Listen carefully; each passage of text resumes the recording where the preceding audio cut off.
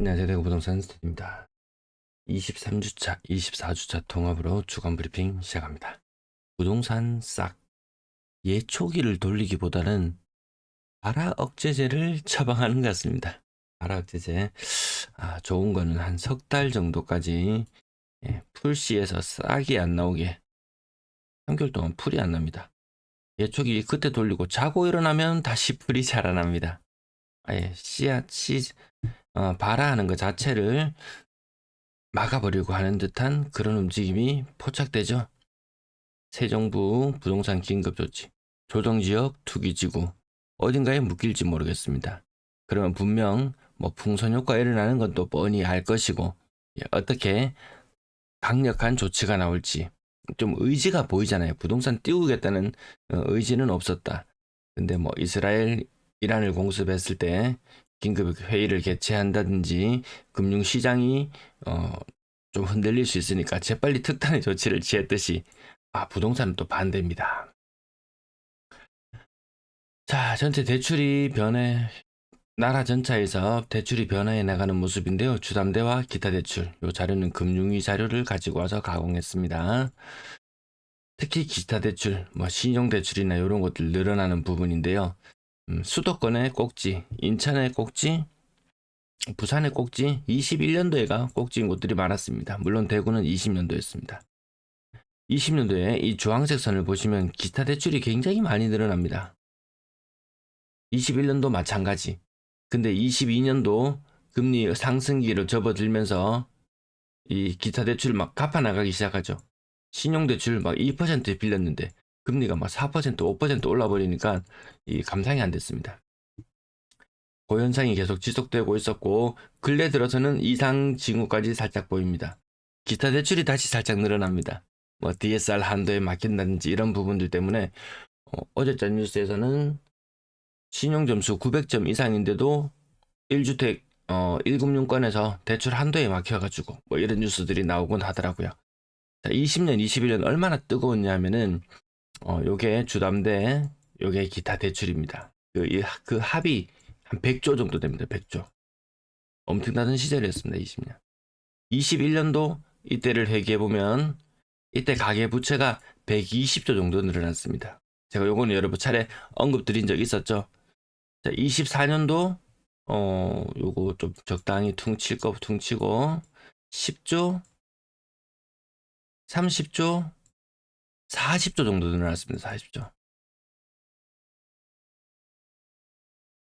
25년도 제가 늘 말씀드리던 부분 기억나시나요?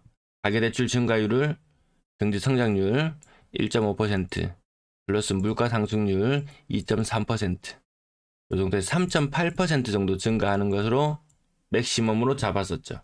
근데 경제 성장률 얼마를 바라보나요? 0.8. 물가 상승률 제가 어제 자료에서 보여드렸던가요? 유가는 1년 전보다 조금 낮은 수준, 환율은 1년 전과 유사한 수준, 물가가 그렇게 높아질 요인이 없죠.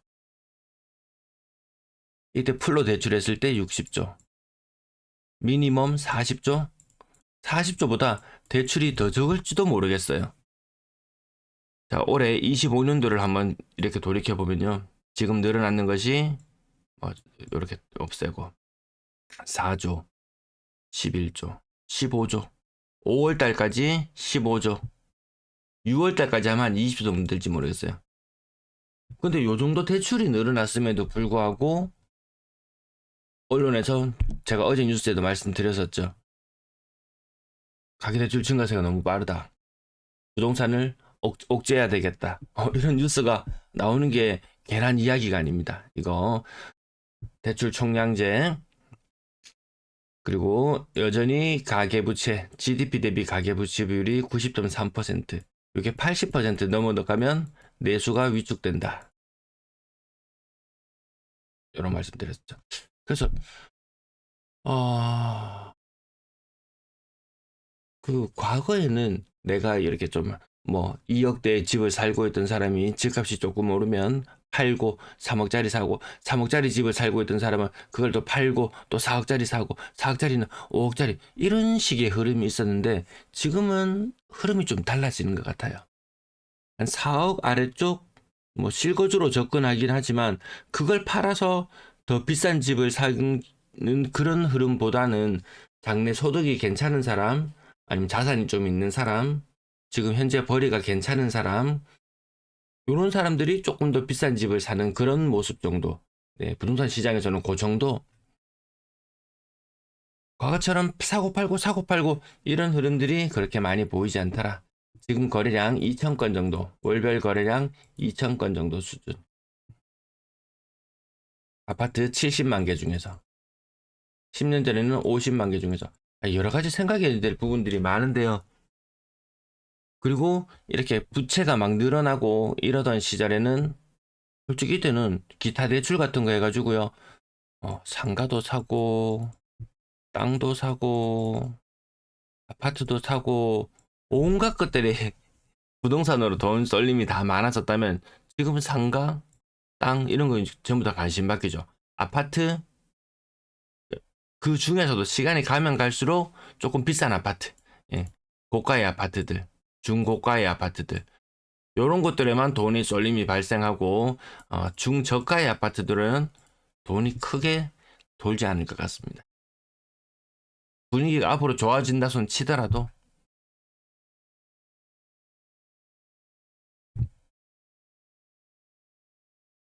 매수 우위 지수 이런 거 처음인 것 같습니다.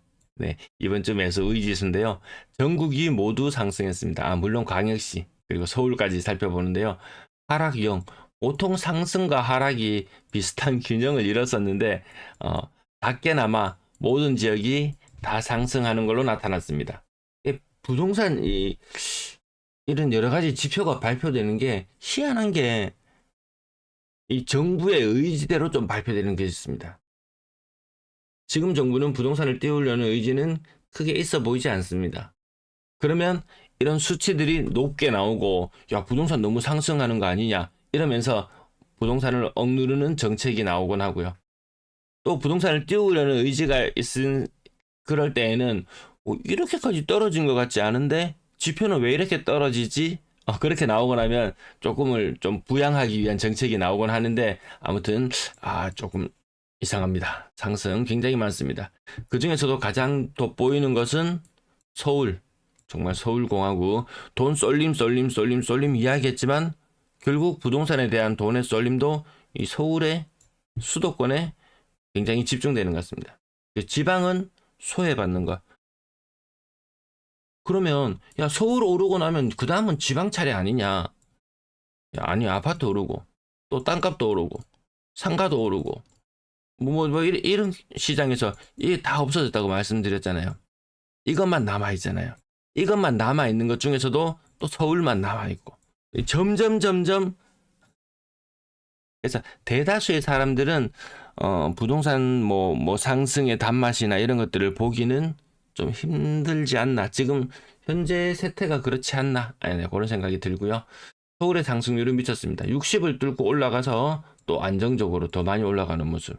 이것이 정말 더 큰 상승을 위한 몸부림인지 아니면 투기 억제책을 불러오는 그런 것인지는 조금 더 시간을 두고 지켜봐야 되겠습니다.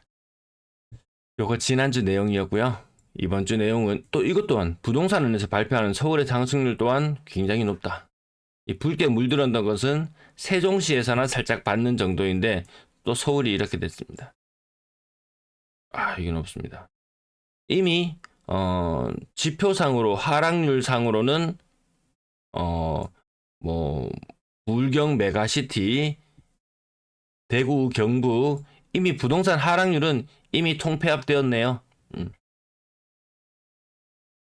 주간 신고가 비율 측면에서 거래량이 요즘 들어서 살짝 더 많이 늘어나려고 하는 그런 액션이 조금 보입니다. 부산도 그러하고 대구도 그러하고 신고가 비율이 굉장히 높아졌다. 그러면 그 원인은 어디에서 찾을 수 있느냐? 제가 캡처했는 걸 안 가져왔네요.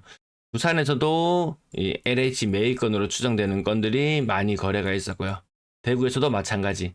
이런 것들이 나오면 또 나서는구나. 공공기관이 나서는구나. 이렇게 보면 됩니다. 주간 거래량 지난주에는 휴일 때문에 거래일수가 적었고요. 하루 적어서 거래량이 조금 적었고 이번 주 아무튼 웬만한 지역들은 거래량이 고점을 조금 갱신해 나가는 그런 모습입니다.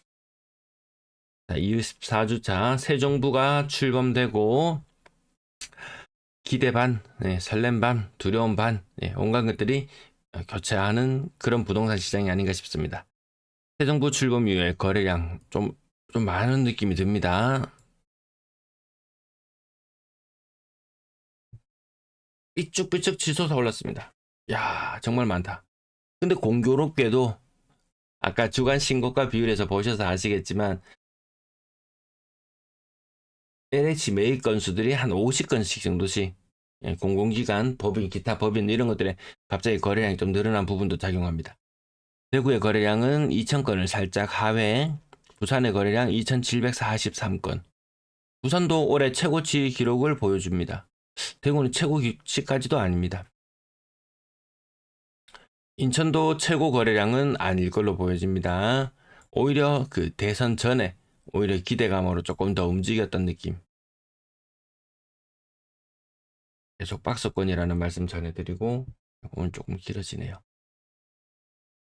매매 거래량 인구 대비로 봤을 때 인구 330만, 230만, 300만, 140만, 140만, 110만.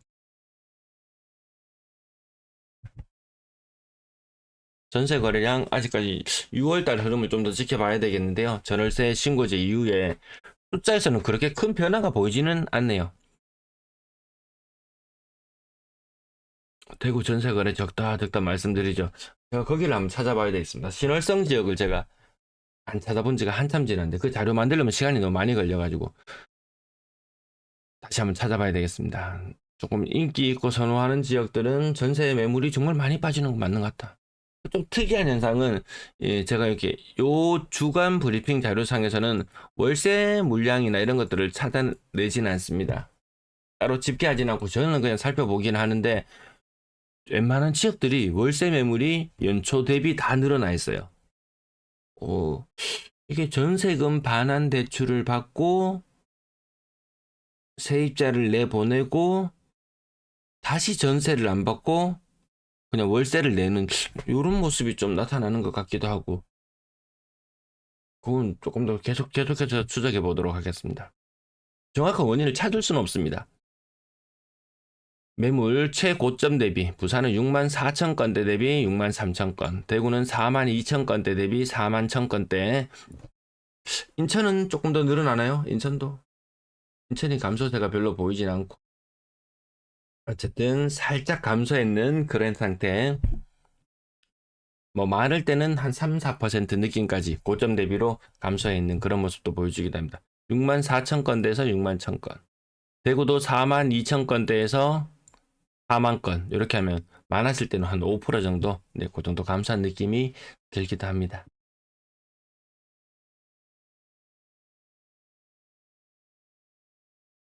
대구 3위.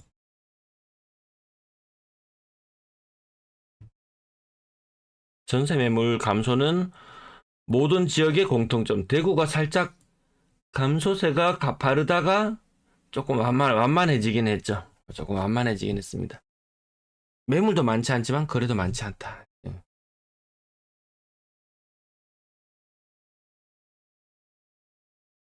오늘 준비한 내용 여기까지. 전세 매물, 인구 대비 전세 매물로 봤을 때 대전, 엄청 많은 대전, 또 좀 아주 적은 울산도 월세 물량 근래 들어서 좀 늘고 있습니다. 그거 빼고는 대구가 결코 그래도 타 광역시 대비 전세 매물이 적다고 이야기하기에는 조금 애매하긴 하죠. 여기 생각보다 비교적 높은 자리에 있네요. 시청 감사합니다.